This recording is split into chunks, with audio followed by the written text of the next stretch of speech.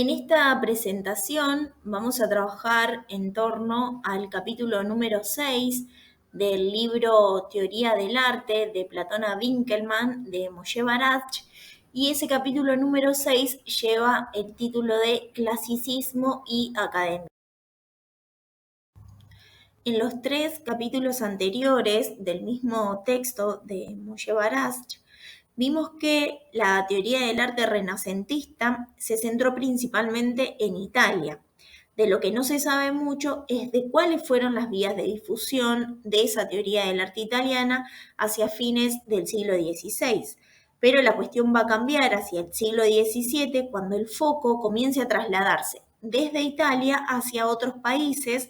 Entonces, la teoría del arte se va a ir convirtiendo cada vez en una cuestión cosmopolita. En la Europa occidental, principalmente en Francia, existían nuevos centros que competían con éxito con Florencia y con Roma, y de esta manera Italia había dejado de ser capaz de retener la primacía del pensamiento estético sobre las artes.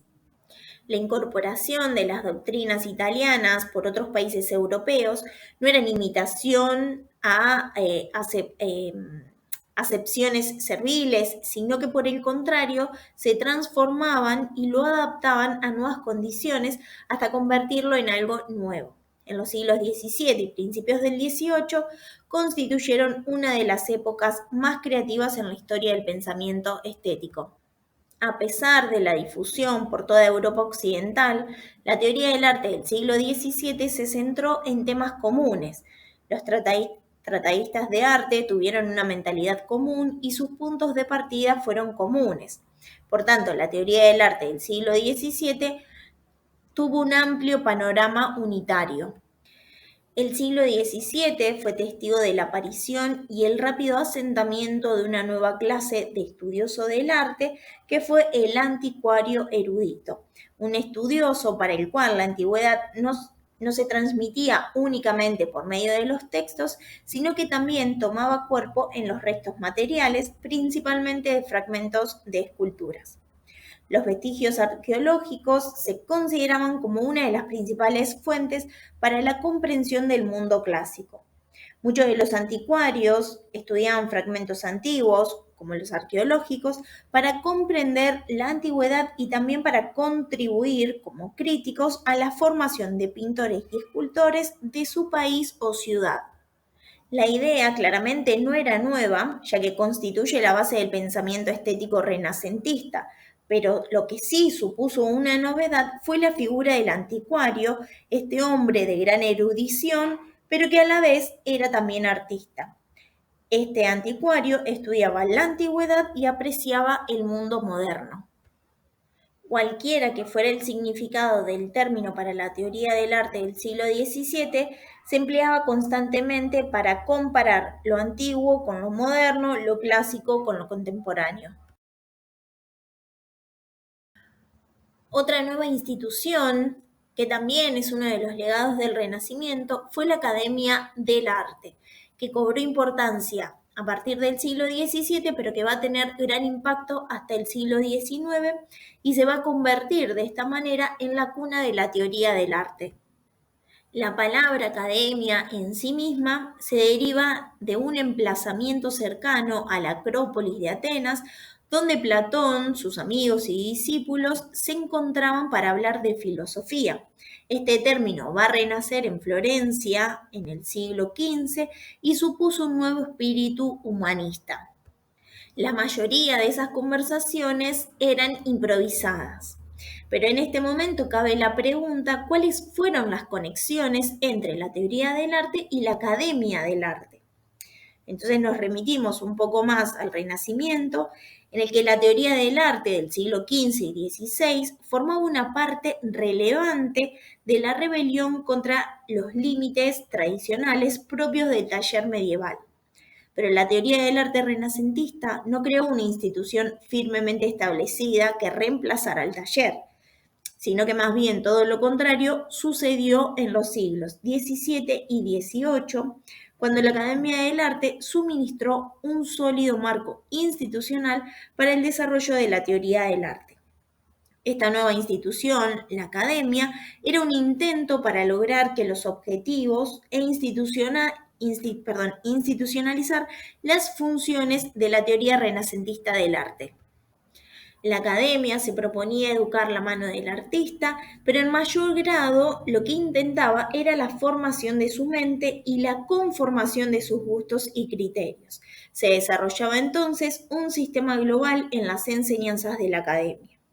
Esta misma institución se basaba en un concepto determinante de lo que era el arte y en qué consistía el proceso creativo. Las academias seguían las directrices de pensamiento de la teoría del arte renacentista. Las academias de arte del siglo XVII eran herederas del pensamiento renacentista. Por tanto, su intención era avanzar en lo que los escritores renacentistas habían comenzado y enseñar a los artistas la verdadera doctrina formulada en los tratados de artes del siglo XV y XVI. Por su parte, Giovanni Bellori fue uno de los tratadistas, uno de los escritores de este periodo, que definió con claridad la noción académica del artista y del proceso creativo. Como era una práctica habitual entre los humanistas, acumuló citas de autores clásicos y renacentistas para explicar y apoyar sus opiniones. Sin embargo, hay que tener en cuenta que al modificar las valoraciones, lo que eran opiniones antiguas y establecidas, se transformaron en una nueva doctrina. Se trata de la sensación de que la unión de estilo y el espíritu renacentista se ha roto. El clasicismo entonces emerge desde un profundo sentimiento de decadencia. Cada concepto que este autor menciona y cada idea que expresa no son conocidos por la teoría renacentista del arte. Sin embargo, al desplazar el énfasis, cambiando ideas o combinando ideas conocidas con un orden poco frecuente, elabora un nuevo mensaje. Al contemplarlo en un contexto histórico amplio, el rasgo más destacado de su pensamiento es la inclusión de la belleza en la teoría del arte, tema que ya había sido abordado por Alberti, pero no había sido problematizado como lo hizo Bellori. El mismo autor piensa que la tarea de la obra de arte es incorporar o manifestar la belleza. Se dirige entonces a los artistas en activo, pero no les habla de arte, sino de belleza. En esto radica probablemente su contribución más original. La combinación de elementos, por un lado, la articulación de tipos y emociones, por el otro, la belleza ideal, se convirtió en tema central del pensamiento clasicista y su función en objetivo utópico de las academias de arte. Otro aspecto a destacar de la obra teórica de Bellori es la idea. La idea no es más que el prólogo a un extenso trabajo que trata de artistas reales, de sus obras y de su manera. El libro está basado en un estudio cuidadoso y crítico de las escuelas de pintura italiana. El mayor éxito de este autor radica en la división del arte de su época por escuelas. La escuela romana, fundada por Rafael y Miguel Ángel, la escuela veneciana, con Tiziano, la escuela lombarda, la escuela toscana. Al dividir así en escuelas un amplio panorama artístico, también define la personalidad de cada una por separado, de cada una de estas escuelas. Bellori alcanza prácticamente el concepto moderno de estilo. Por otro lado, Nicolas Poussin formuló la afirmación de que la finalidad de la pintura es el deleite.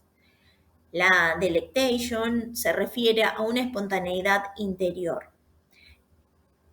La pasión de este artista fue articular emociones en un sistema racional que dio como fruto algo más, que es la teoría de los modos artísticos. La Academia de París, regla de reglas.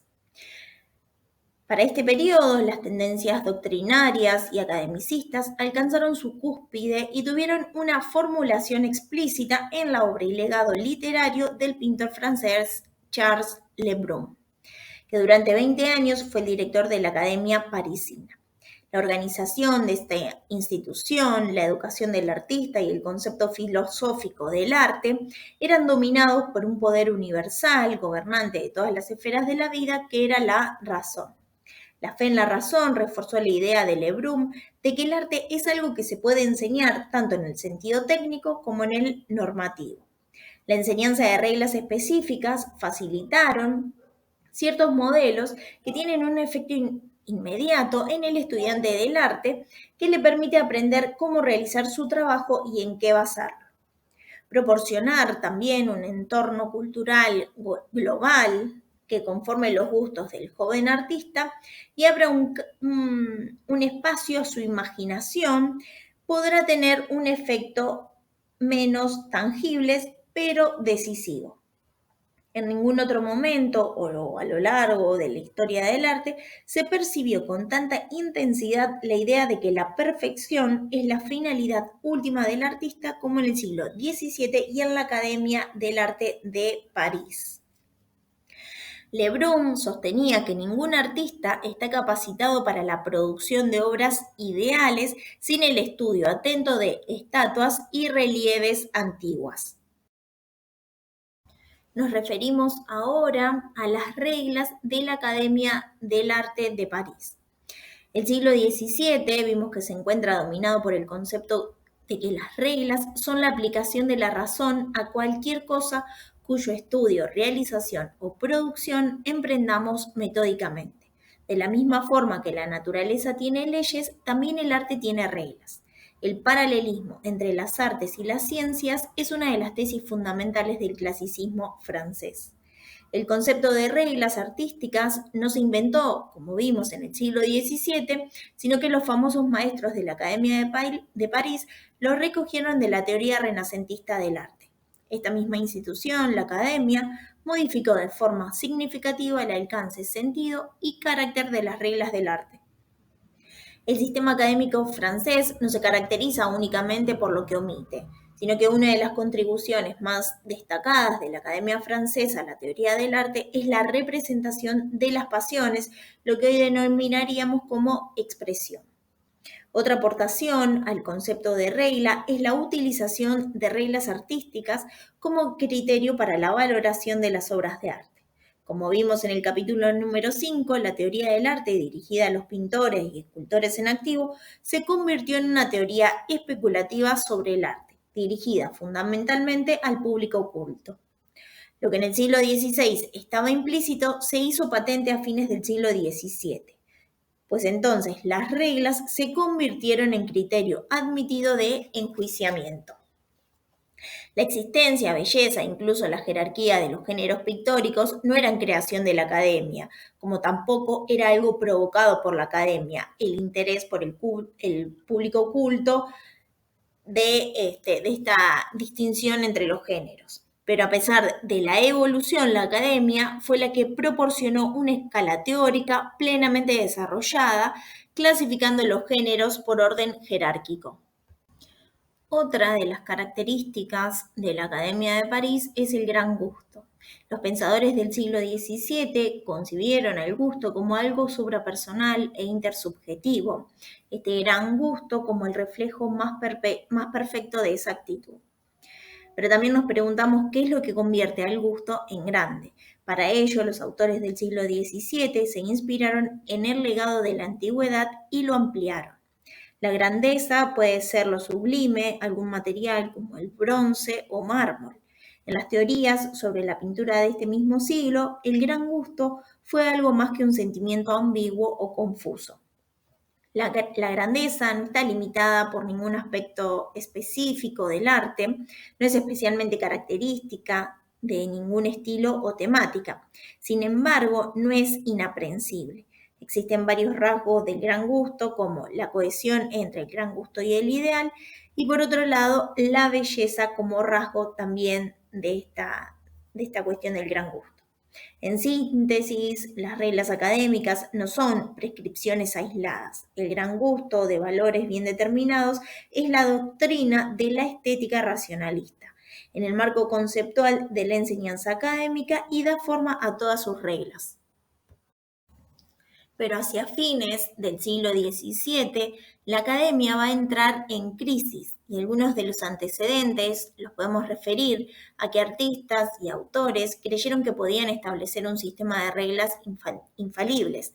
Esas reglas que guiarían al artista para lograr la perfección en su trabajo y facilitarían al espectador criterios sólidos para la comprensión y apreciación de las pinturas y esculturas que contemplasen. Pero los autores de ese siglo XVII que plantearon esas reglas infalibles creían que sencillamente se podía programar al artista para que produjera obras perfectas. No se puede hacer caso omiso de aquellos aspectos de la realidad imposible de racionalizar, como tampoco es posible olvidar que la energía creativa del artista no siempre se mueve dentro de la rectitud del, de esta cuestión de la regla sólida. Muchos pensadores, lectores y espectadores de finales del siglo XVII se dieron cuenta repentinamente del significado de tan sencillas verdades. Esto supuso una crisis para la academia que sacudió los cimientos de la propia teoría del arte académica. Por su parte, el teórico Roger de Pile, un teórico de este periodo, no rechazó abiertamente la tradición académica, pero se estaba alejando del rígido absolutismo de valores imperantes en épocas anteriores. Se comprende que por muchos de sus contemporáneos intuían en él a un hereje. Otro de los aspectos de la crisis de la academia es el debate de los colores. Fue una controversia sobre el significado del color en la pintura. El autor mencionado anteriormente, Roger de Piles, define que la modulación y armonía del color únicamente se encuentran en la pintura y en ningún otro arte. Ninguna otra rama de la ciencia trata de ellos. Concluye que el color es característico únicamente de la pintura. Lo que dijo Roger supuso un desafío para la doctrina y en el sentido de los valores académicos. Otro aporte de este mismo tratadista es que hace un tratado de análisis de la pintura. Entonces ahí es necesario diferenciar entre color y colorido. El color, como la cualidad que convierte a los objetos en accesibles a la vista, y el colorido es una de las partes de la pintura. Por tanto, el pintor imita los colores de los objetos tal y como se encuentran en la naturaleza, pero los distribuye en el lienzo de acuerdo con los requisitos artísticos. El color se encuentra en la naturaleza, coloris es lo que vemos en las pinturas. La presunción de los modernos no significa necesariamente una revolución contra el academicismo, pero sí domina el ideal de la perfección. La superioridad de los modernos no consiste en diferenciarse de los antiguos, sino en ser más perfectos de lo que ellos fueron. El estilo, clase de arte es el mismo. También la juxtaposición de antiguos y modernos da como resultado lo que se denomina formación del canon. Los modernos desarrollaron un canon propio y lo juxtaponen al de los antiguos. El canon de los maestros modernos es la expresión a la toma de conciencia por parte del presente respecto de su autonomía y valor. Otro aspecto a considerar y de suma importancia es el nuevo público del arte. Surge como un público profano de una nueva clase de consumidor del arte. Vimos que hasta fines del siglo XVII el grupo social al que se dirigían pintores y escultores eran unas pocas familias aristócratas o círculos muy elitistas. Esto se modificó con el Salón del año 1699 y con la visita de diversas clases de personas. La abundancia de público a estos espacios de exposiciones toma cierta parte activa en la opinión sobre las obras de arte expuestas que se convirtieron en un rasgo constante en la vida moderna. El nacimiento de un nuevo público, al igual que la conciencia de modernidad, está íntimamente relacionada con una serie de valores artísticos específicos y preferencias estilísticas.